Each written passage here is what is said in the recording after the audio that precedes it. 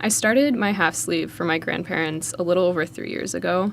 I started it 2 months after my papa passed away, but had planned on it for years. It seemed kind of inappropriate to start a memorial tattoo while he was still around. I had always loved the story of how he met my grandma and the way his eyes would light up whenever he saw her. They actually met on a blind date. I interviewed him once for a paper in high school, and even though he didn't use these words specifically, it was love at first sight for him. I'll never forget how he described seeing her for the first time and, quote, knew they were going to be together forever. They were, and still are, an inspiration in that even in hard times, they made it because their love is so strong.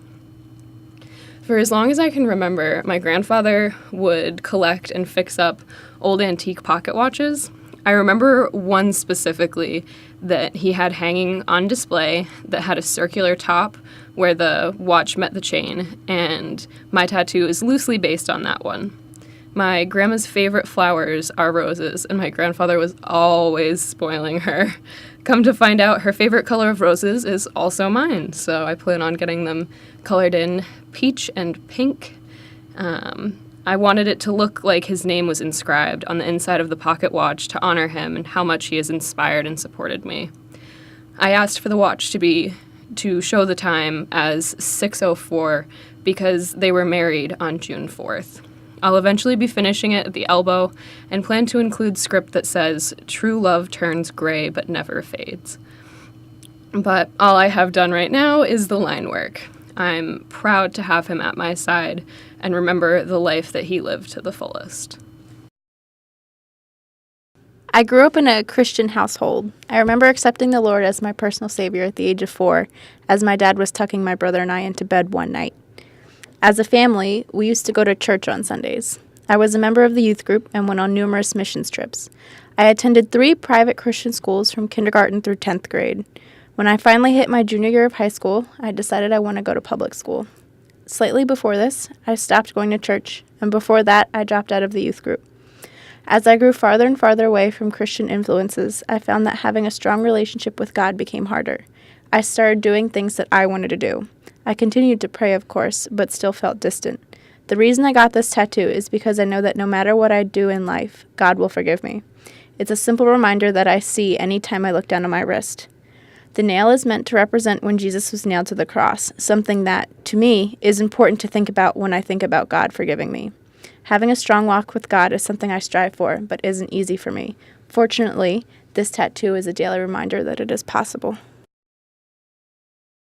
The angel on my right shoulder is a representation of my mother, who I lost when I was 18, and she was a single mom and raised me, so she's super important in my life. And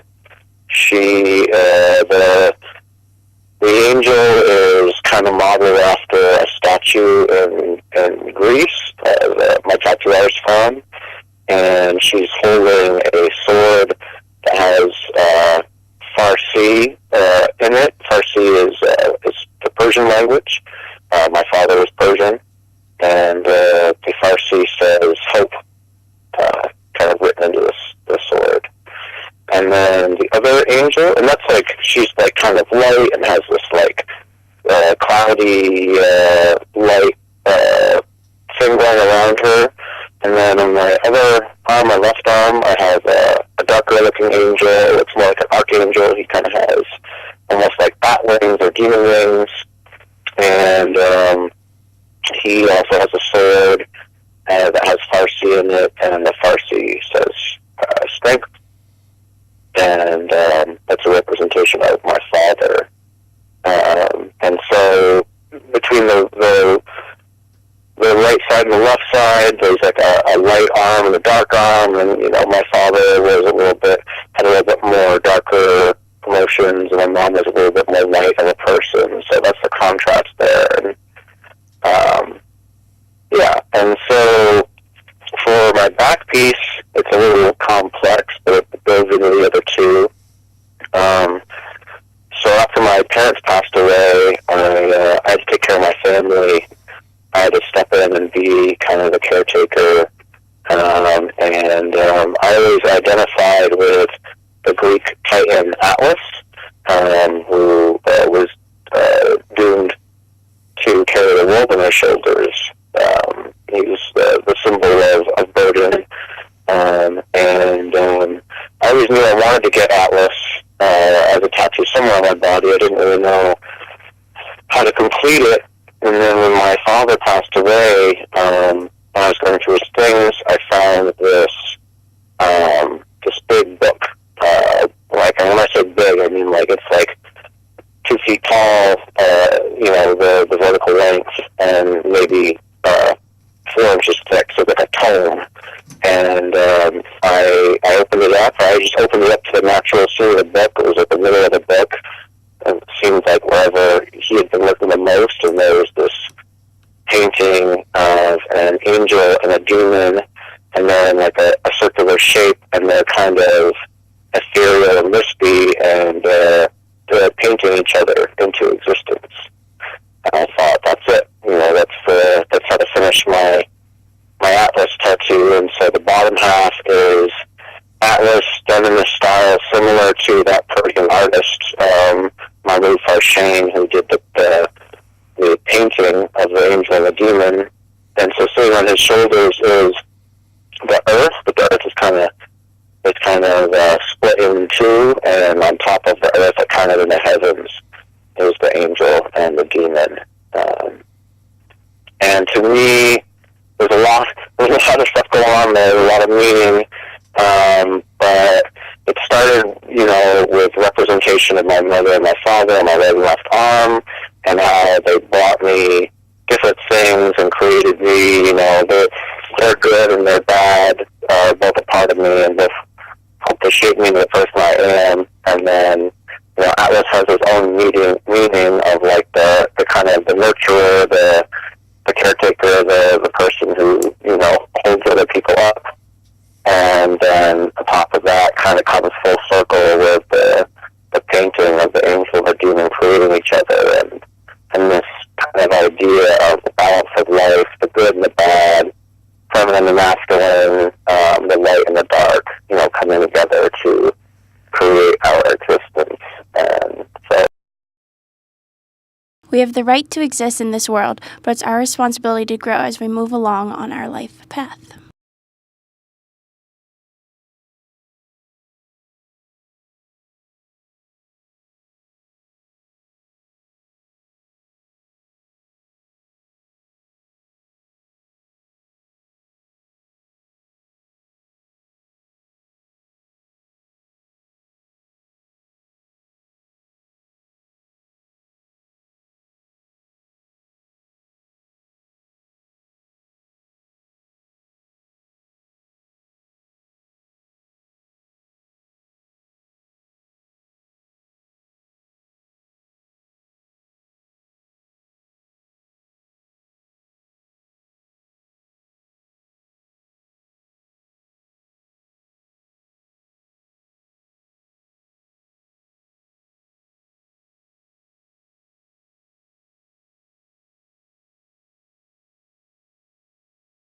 Not going to lie, I was a little inebriated when I got my tattoo, but that only adds to the value of the story.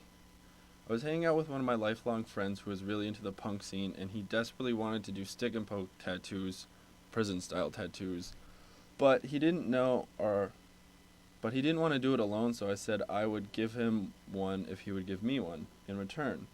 So there we were, sitting in the living room of my neighborhood friend's house over spring break. And we just looked at each other at the same time and said, "Do you want to do tattoos?" So we gathered the necessary equipment, and he was about to give me my tattoo when we realized that neither of us had picked out what we wanted. So I grabbed a pen and the closest thing next to me, which happened to be a napkin, and drew the first thing that came to my mind. Personally, I think it looks like the symbol people put under the names on wedding invitations to make them look fancy or something like that. At least that's what I tell people when they ask me about it, because I can't think of anything else. Originally, the tattoo had no meaning, and that's what was best about it. I like the aspect of this tattoo because more often than not, everybody's tattoo has a long, trauma-filled or sad story behind them, but mine existed solely because of spontaneity?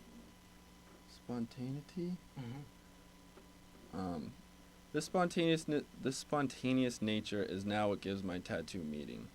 It seems like as we get older, we find ourselves drifting further and further away from the spontaneous child version of ourselves. So whenever I'm on the fence about doing something fun or spontaneous or choosing to go out or stay in, I look at my tattoo and it reminds me that we only go around once, so we might as well live it up. Although this way of thinking often makes for many long nights due to the procrastination of my other obligations and days of pure exhaustion in class, it has also filled my life with countless adventures that I'll never forget and some of my favorite memories. My tattoo may be small and utterly pointless, but it is full of meaning and it truly exemplifies who I am as a person.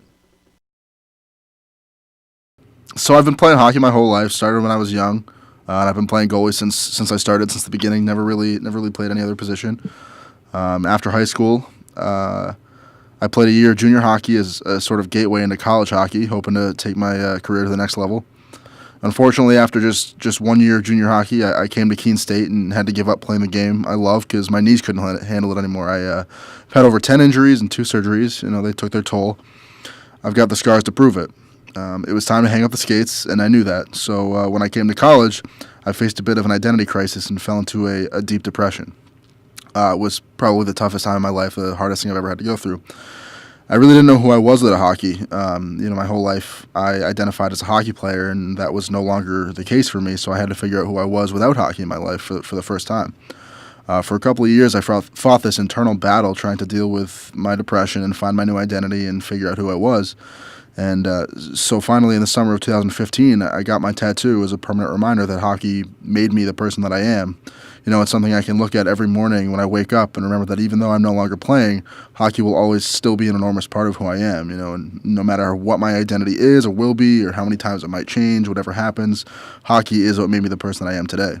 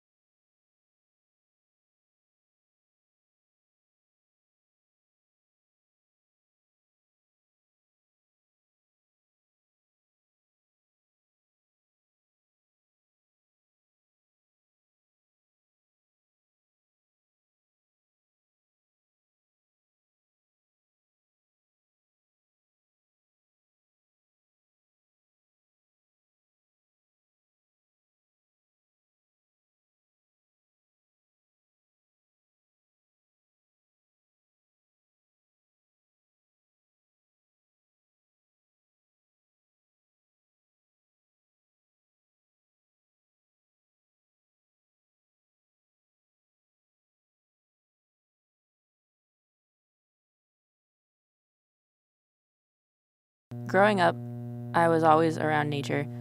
I always ran around the woods when I visited my poppy and around my neighborhood growing up with friends. As I grew older, I started to love hiking mountains and just being in nature. It was a break from my hectic life. As major life changes approached, I always wanted to have mountains near me to remember where I came from.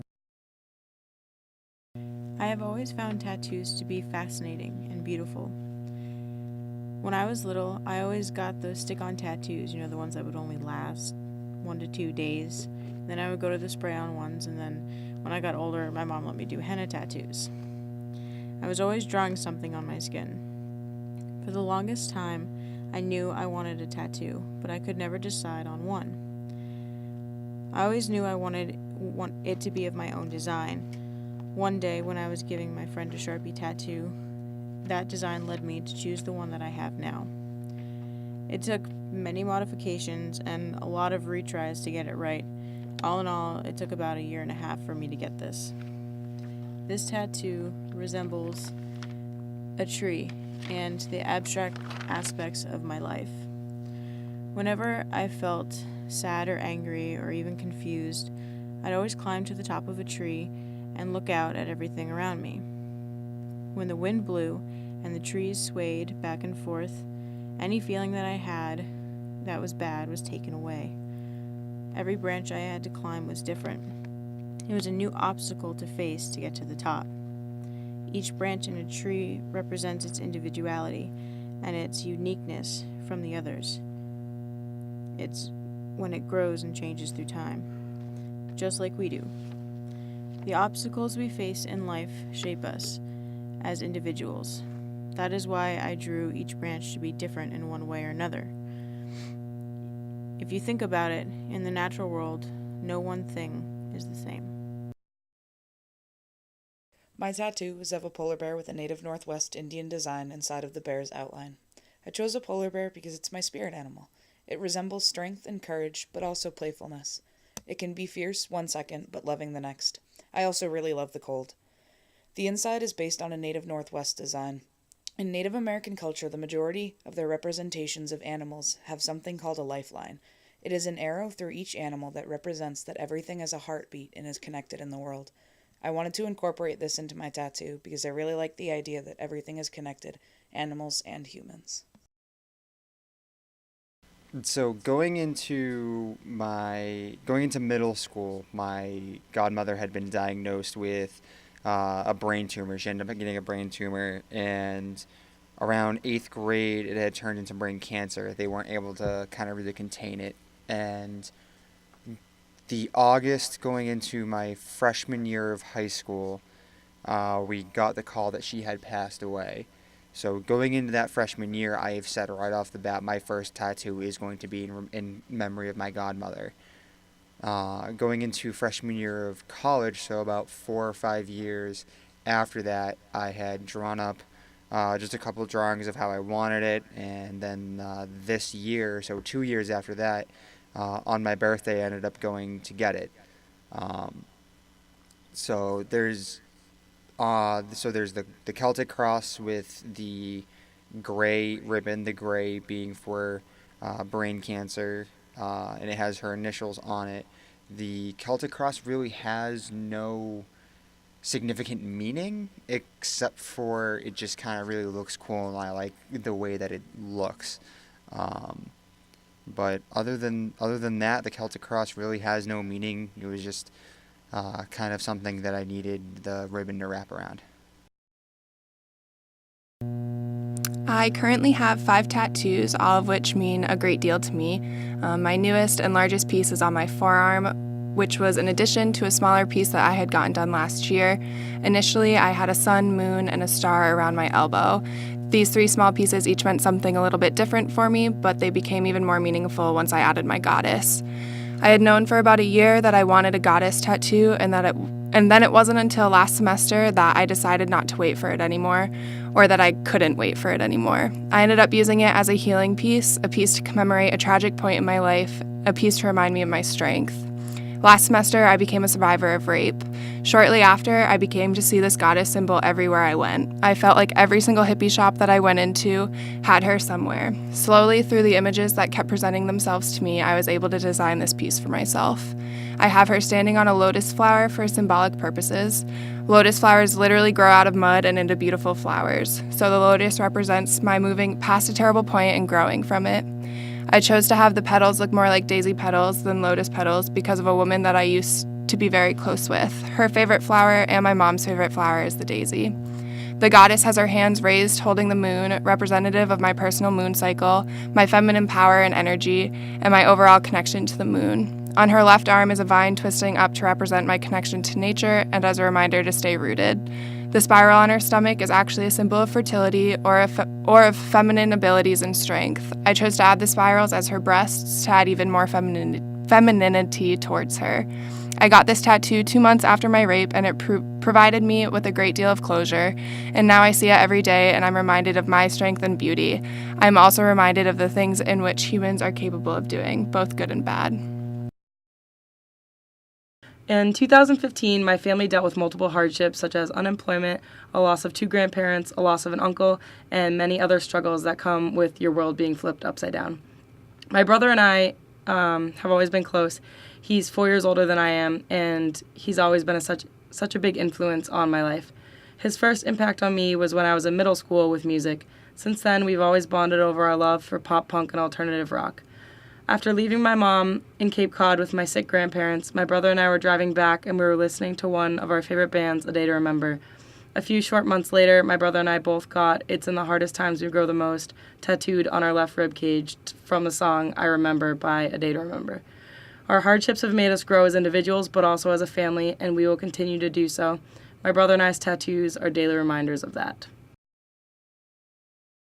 Well, I got it because of my grandparents, my grandpa Carpenter, my grandpa Lappa. And, they both were in Vietnam, and they both lost some friends, and some of them were POWs who never came back. Some of them were MIAs who never came back.